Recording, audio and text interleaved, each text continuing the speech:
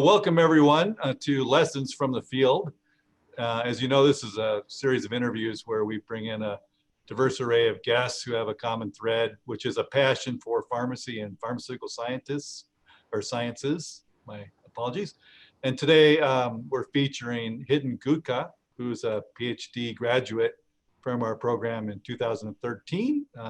He's now a senior scientist for drug product development at Bristol Myers Squibb. And we're going to be asking Hiten a series of questions, and hopefully from the answers to those questions we'll gain a lot of insight from him on his career, his experiences, and so forth that'll benefit our students, alumni, and friends who might be listening. So let's go ahead and get started. Dr. Gutka, if you could just start with a brief kind of overview of your career since the time you graduated. Oh, sure. So I graduated in 2013, as you mentioned, and I think by March of 2013, I had my first job, which was at Cleveland Clinic. It was a spin-off of the Case Western Reserve University, a small biotech focusing on the insulin structure and insulin analogs, the novel, development of novel insulin analogs, which are sort of tailored to, either shorten the duration of action or sort of give you like a one shot a day kind of insulin. Hmm. So that was more like very early stage biotech, proof of concept, some toxicity work, and then comparing the stability of these insulins to commercial products and showing that these molecules are really developable and they might become sort of potential drugs at some point in future whenever they go through the process of the pharmaceutical development. Now, before I graduated, just the summer before I graduated, I did a internship at MedImmune, which is AstraZeneca, in the formulation and the biotherapeutic development group. That internship was very rewarding because it was more around the development of high concentration protein formulations. Now you might ask, how come I landed up becoming a formulation scientist when I graduated from the biotech program? I mean, that might not, sound like a easy transition. But I think the reason why that happened is because, as I told you, my thesis was more on biochemistry in general, and that prepared me to go into such a role. And also, for protein crystallization, you look at some biophysical properties of the proteins, which are also helpful in designing them as stable therapeutics. Hmm. Yeah. So that sort of helped me, the internship and also the first job. And then of course after a year and a half at Cleveland Clinic, I realized that I need to move into some other biotech where I get more sort of late stage experience. So prior to joining Bristol Myers Squibb, I worked for a smaller biotech, which is now called Outlook Therapeutics. And there I was involved with developing a bevacizumab formulation, which was specifically designed for ophthalmic injections. Now, bevacizumab is a genetic product, multi-billion-dollar product, specifically used for cancers, but also used off-label for injection into the eye for glaucoma and certain other AMD diseases, specifically in the diabetic patients. So that drug it's a big opportunity. If that drug gets approved, it would be the first ever bevacizumab approved for ophthalmic use. It's a novel this thing, and I also got a formulation patent on, German patent approved on that, granted on that sort of formulation. So that was a very rewarding experience. Late stage, a lot of interactions with FDA, health authorities in the Europe, UK, and Germany. But then, it's a small biotech, so they went external manufacturing, and that's how they pretty much sort of laid all of us off. And then I landed up a job in Celgene, which got acquired by Bristol Myers Squibb, and now it's formerly Bristol Myers Squibb. So that sort of summarizes my my journey. Great. Well, sounds like it's been a interesting journey and a lot of great experiences. So I know we have a couple questions here that we're going to go through. Maybe just to get to know you a little bit better for our audience, if you could just describe yourself, maybe one sentence or a couple sentences on you as a Yeah. person. So very passionate scientist who likes to focus on how new drugs or how new medications can be brought to the market for patients for unmet needs. And then also sort of there is a compassionate element, meaning putting yourself into the shoes of the patient and understanding. Like all so many others, I also have some family members who had certain diseases. My father is a diabetic. One of my maternal aunts, she passed away from breast cancer. All those instances in my life have always sort of inspired me to be more passionate and very Mhm. compassionate for the patients. Yeah, that's awesome. And I think kind of related to that, then this next question is about impact that you can have as scientists, whether you personally or in general. And you kind of alluded to Yeah. a lot of that already, but So, anything yeah, you want to add there? the impact is mostly around the unmet medical need. And then, secondly, I think that's a national or maybe even an international debate right now, which is the affordability of new therapies and drugs Yeah. and holistic life, basically holistic healthy life. So I think those are the two areas I feel I can have bigger impact. Yeah, that's great. I mean, that's, I think, what drives a lot of people who choose careers in pharmaceutical industry. And I think that's good for our students to hear um, that, there's kind of impact that you can have, that it's not just about capitalism and so forth, and that Yeah.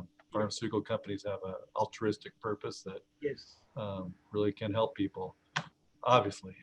So now maybe stepping back to what the time here at UIC, um, could you tell us a little bit about how your time here, and you kind of alluded to this in your training and how it helped you prepare for your first position, but maybe a little bit more on how UIC helped you Yeah, prepare.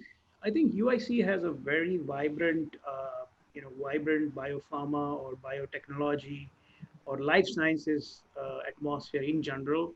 Um, I do remember that there used to be a very specific webinar, not webinar, but a seminar organized by the medicinal chemistry and pharmaceutical pharmacognosy department, which was more like the graduate student choice uh, seminar. Yeah. And we used to invite, and I remember that, the deans, Dean Bauman and others, they used to be invited to sort of felicitate the presenter. One of the most important criteria for that seminar was that the presenter of the seminar, he or she had to be involved with developing a therapeutic which has been brought to the market. Mm-hmm. So I remember that there was a presentation by Professor Arun Ghosh, the HIV protease, Mm-hmm. Darunavir drug. He has a drug by his name. So he was there 1 year. And then second year, I think there was Ada Yonuts who got the Nobel Prize before she got the Nobel Prize for the ribosome structure. Uh, and then there was, I think there was Mansukh Wani who was invited for a seminar, and his seminar was on the Taxol, the compound Taxol. He had solved the crystal structure and NMR structure of Taxol. So Wow. that's like the number one anti-cancer drug in the Yeah. sort of chemotherapy regimen right now. So when you listen to these kind of presenters, you understand the whole, the ups and downs that might come up in your life, in your professional career, and your scientific career. But I think that those kind of webinars were the ones which really inspired me. Besides that, I think the College of Pharmacy has a very good sort of infrastructure in collaboration with the medicine school, the dental school, and the nursing school. Especially the program that I was in, the pharmaceutical biotechnology program, We used to take a lot of courses from the medicine school or the biochemistry department. Hmm. Biochemistry, cell biology, molecular biology, structural biology. These are going to be the basic elements of the future of pharmaceutical industry. We cannot afford to ignore cellular therapies, immunology, and those kind of disciplines as far as pharmaceutical development is concerned. Hmm. So I think that was also very influential in shaping my experience at UIC. Great.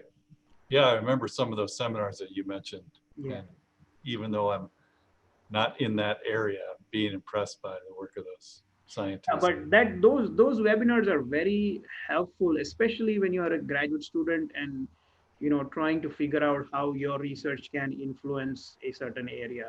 Yeah, yeah, kind of allows you to see the bigger picture. Correct. So you've been out 7, 8 years now, Hmm. and like all of us, after we get out of school, I'm sure you've experienced, the fact that things keep changing, the science is advancing. Yeah. How have you managed to expand your knowledge and stay relevant in the face of the changes that occur constantly? So I'm a member of the AAPS, American Association of Pharmaceutical Scientists. I think that's a good forum for me to keep in touch with certain latest developments in the field. Besides that, I also make sure that I always review certain manuscripts that come my way. Whenever there is an opportunity, I always offer to review a manuscript for some journals that I feel that Hmm. I can offer some services to.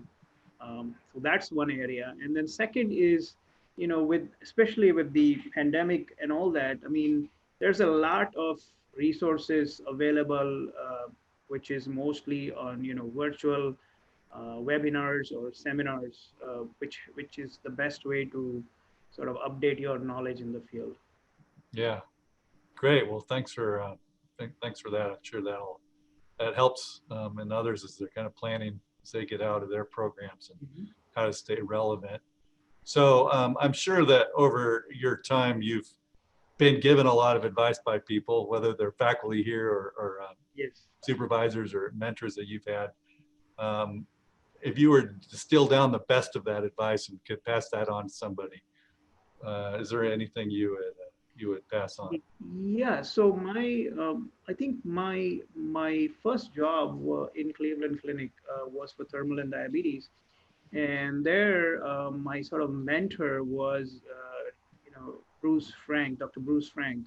Now he had retired as the vice president of research and development at Eli Lilly Labs in Indianapolis. So he actually lived in Indiana, but he used to visit Cleveland I would say every other month or something like that. Hmm. And he was always available virtually for consulting. He was sort of not my manager, but the mentor, sort of. And he Okay. gave me a very important advice. He said that by and large, once you go through the rigorous PhD program and you go through these strong academic programs, you are sort of trained to do good research and development. That's not going to be a problem for you moving on in your career. But remember one thing, that if you want to climb the corporate ladder, or if you want to get some leadership positions in the pharma companies, then you also need to have certain understandings of emotional intelligence, leadership.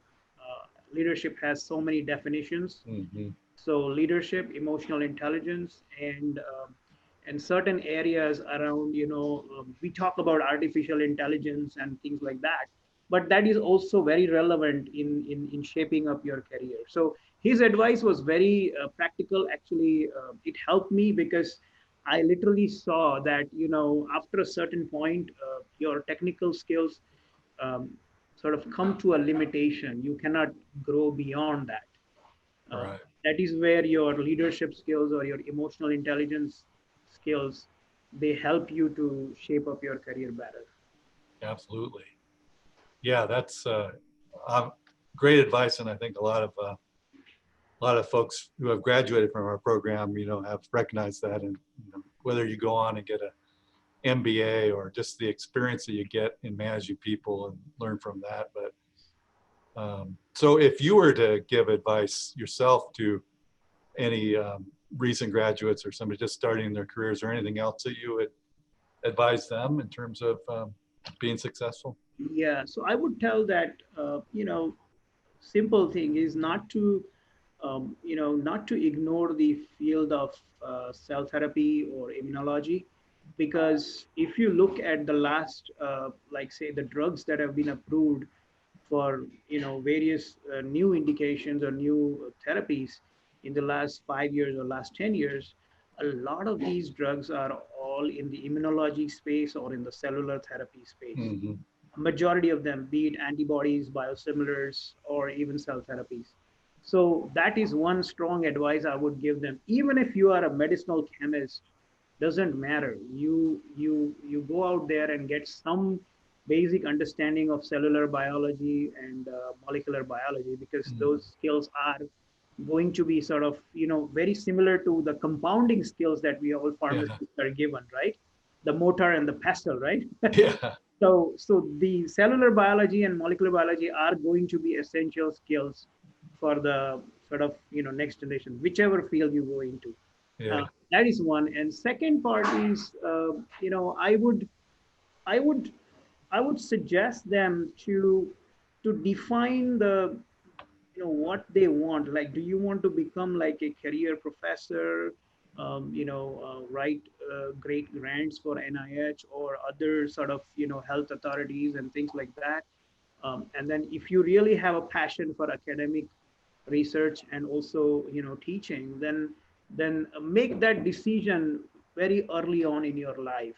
Maybe by the time you are in like your second or third year of your PhD, decide if you really want to be on that track, or even if you want to take a non-traditional track. Like, um, last I remember, the person who helped us with filing the patent, he was a PhD in organic chemistry, but his career was more in the patents and litigation and that kind of field. So now I think the academic training and the translation of that training into the profession, it's not like a straightforward process. Meaning, even if you look at some of my peers, some of them have gone into consulting, or they've gone into basic research, and some of them have gone into totally non-traditional careers like patenting, Mm-hmm. litigation, um, medical science liaison, or even fields like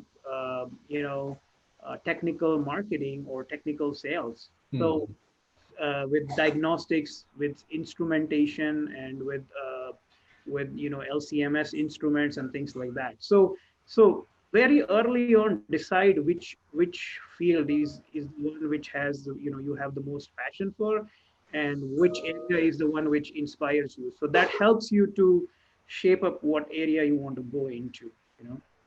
Yeah. Great advice. I mean,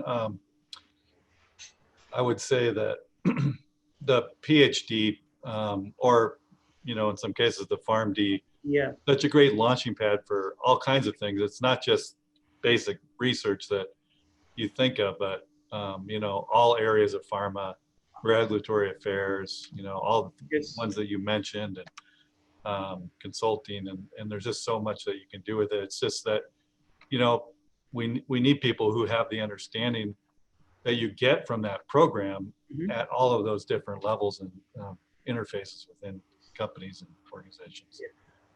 And one more thing is that a lot of students might be scared of venturing into smaller biotechs, but I can tell you one thing, that small biotech is a very good experience to get. I worked for 6 years in two different small biotechs, and those experiences are much more rewarding, and they teach you a lot, compared to what you may typically see in a large organization. So don't be scared of joining a small biotech, because who knows, that might just be your first FDA approved drug, first in class or orphan drug. And that happens, you know, a lot of Yeah. that happens. Yeah. Yeah, I mean, there's a lot of upside potential reward for working in a small company like that, as well as I guess maybe some additional risk. But Yes. so maybe in wrapping this up, Hidden, you've already kind of answered this question, but in terms of where pharmaceutical sciences are going in the years ahead and what the opportunities are for our current students, you've mentioned many of the different career options and things that they should think about. Is there anything to add to that?